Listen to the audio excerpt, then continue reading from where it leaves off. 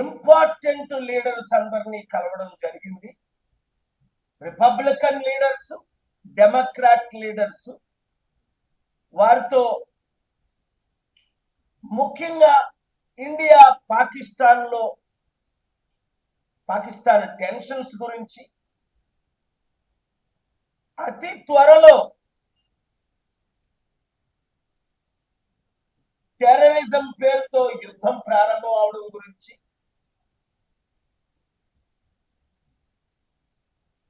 సుదీర్ఘ చర్చలు చేయడం జరిగింది. అలాగే ఎవరూ మాట్లాడని సబ్జెక్ట్, కిలోమీటర్లు, వేల ఎకరాలు మన ఇండియా బోర్డర్ ని చైనా ఆక్యుపై చేస్తుంది. ఎవరు మాట్లాడట్లేదు, ముఖ్యంగా గత 10 సంవత్సరాలుగా. అది చాలా ఇంపార్టెంట్. ఎందుకంటే చైనాకున్న నేచరే తైవాన్ మాది, హాంకాంగ్ మాది. ఇప్పుడు రష్యా ఏ విధంగా యుక్రెయిన్, క్రిమియా 2014లో, ఇప్పుడు యుక్రెయిన్ 20% ఆక్యుపై చేసి ప్రెసిడెంట్ ట్రంప్ దాన్ని యుక్రెయిన్ రష్యాకి ఇచ్చేయండి ఆ 20% అండం.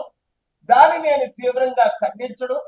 అలాగైతే చైనా ఆక్యుపై చేస్తున్న మా భారతదేశ బోర్డర్స్ కూడా మేము చైనాకి ఇచ్చేయాలా? అలాగైతే చైనాకి హాంకాంగ్ ఇచ్చేయాలా? అలాగైతే చైనాకి తైవాన్ ఇచ్చేయాలా? అలాగైతే చైనాకి పాకిస్తాన్ ఇచ్చేయాలా? ఎందుకంటే ఇక్కడ పాకిస్తాన్, బంగ్లాదేశ్, నేపాల్, శ్రీలంక, మన చుట్టూ ఉన్న దేశంలో ఉన్న మన చుట్టూ ఉన్న దేశాలన్నిటికీ డబ్బు పేరుతో ఆఫ్రికాలో జింబాబ్వే లాంటి దేశాలు ఎలాగైతే చైనా కొనేసిందో, ఇవన్నీ డిస్కషన్. 2,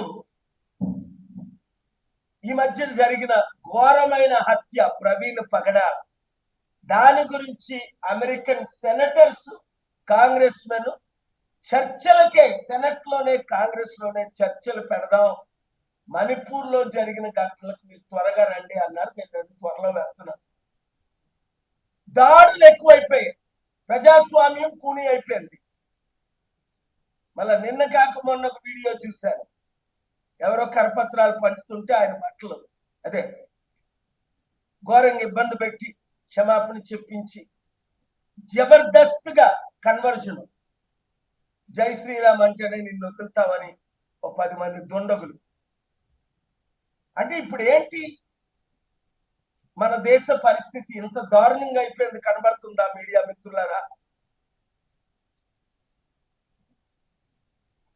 వారందరూ కోరుకుంటుంది ఏంటంటే డాక్టర్ కేఏ పాల్ ఒక ప్రపంచ శాంతి దూతగా ఈ దేశాన్ని కాపాడాలంటే మార్పు రావాలి, కేఏ పాల్ లీడర్షిప్ రావాలి అన్నది ప్రపంచ నాయకులు, దేశ నాయకులు ఎక్కువ మందిగా కోరుకుంటుంది.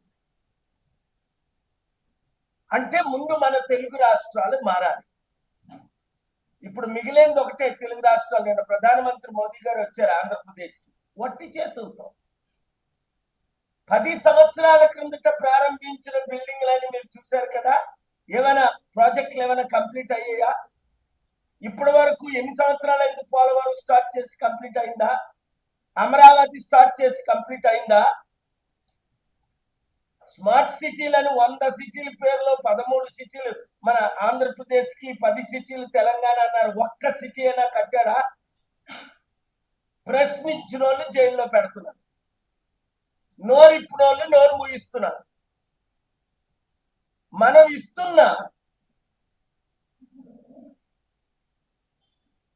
2 తెలుగు రాష్ట్రాలు ఇస్తున్న డబ్బు ట్యాక్స్ రూపంలో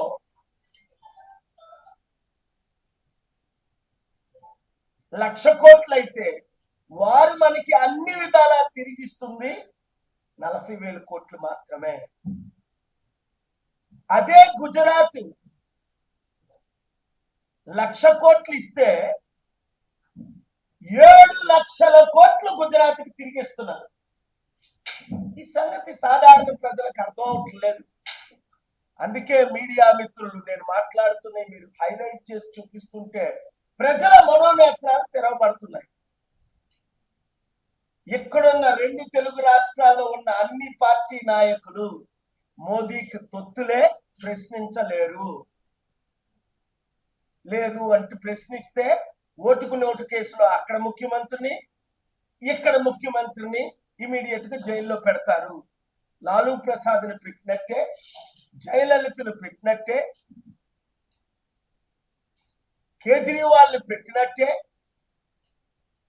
మమతా బెనర్జీ అనేక మంది ఎమ్మెల్యేలు ఎంపీలు పెట్టినట్టే ప్రశ్నించిన ప్రతి నాయకుడిని జైల్లో పెడతారనే భయంతో అక్కడ చంద్రబాబు నాయుడు, ఇక్కడ రేవంత్ రెడ్డి, కేసీఆర్, కేటీఆర్ ప్రశ్నించడమే మానేశారు.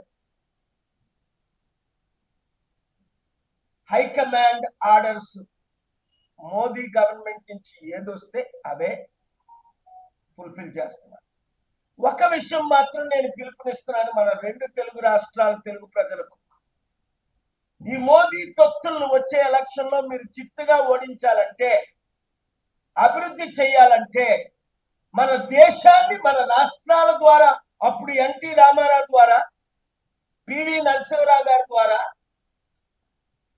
42 ఎంపీల్లో 35, 36, 38 ఒకసారి రాజశేఖర రెడ్డి టైంలో గెలిచినప్పుడు ఏ విధంగా, అలాగే 95 నుంచి 2004 వరకు చంద్రబాబు టైంలో ఏ విధంగా 35 నుంచి 38 ఎంపీలు గెలిచినప్పుడు దేశాన్నే మనం తెలుగు రాష్ట్రాలు శాసించాయో, ఆ పాలన లేకుండా చేయడానికే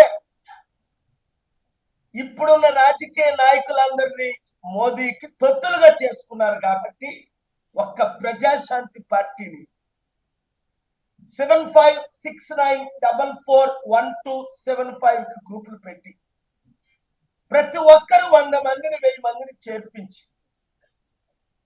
గ్రూపు పేరే మీ నియోజకవర్గం పేరు, నిజామాబాద్, కరీంనగర్, తణుకు, విజయనగరం, పార్వతీపురం, ఎక్కడైతే అక్కడ ఆ గ్రూప్ తో స్టార్ట్ చేసి మీరు త్వరలో గ్రూపులు పెడితే రాష్ట్రాలు బాగుపడతాయి, దేశం బాగుపడుతుంది. సమస్యలు, నిరుద్యోగ సమస్య, అప్పులు, మన దేశం అడుక్కుంటుంటే వరల్డ్ బ్యాంక్ అప్పులు ఇవ్వట్ల, మాట్లాడాలి, చాలా సబ్జెక్ట్స్ ఉన్నాయి. కానీ మన దేశాన్ని పట్టించుకునే నాదుడే లేడు.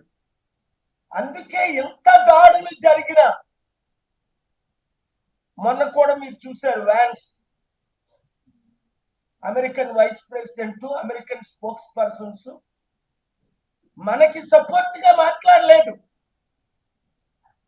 ఏదో మన ఇండియాయే పాకిస్తాన్ తో యుద్ధంకి వెళ్తున్నట్లు వాళ్ళు మాట్లాడే తీరు, దాన్ని తీవ్రంగా నేను ఖండించాను. మన లీడర్స్ వీక్ గా ఉండబట్టే దాడులు, మన లీడర్స్ వీక్ గా ఉండబట్టే ప్రపంచంలో మనం వీక్ అయిపోయాం. చైనా ఆక్యుపై చేస్తుంది, మన దేశం సర్వనాశనం అయిపోయింది. ఇప్పుడే నా యువతి యువకులందరూ, నిరుద్యోగులు, ఉద్యోగులందరూ, కార్మికులు, కర్షకులందరూ కులాలకు మతాలకు అతీతంగా ఈ హిందూ, క్రిస్టియన్, హిందూ, ముస్లిం పెడుతున్న గొడవలు మానేసి ఇవి రాజకీయ కుట్రని తెలుసుకొని మీరు మార్పు తీసుకురండి, ప్రజాశాంతి పార్టీని గెలిపించండి. ఇప్పుడైనా మనకు సమయం ఉంది ఈ రాష్ట్రాల్ని, దేశాన్ని సేవ్ చేయడానికి. Thank you very much.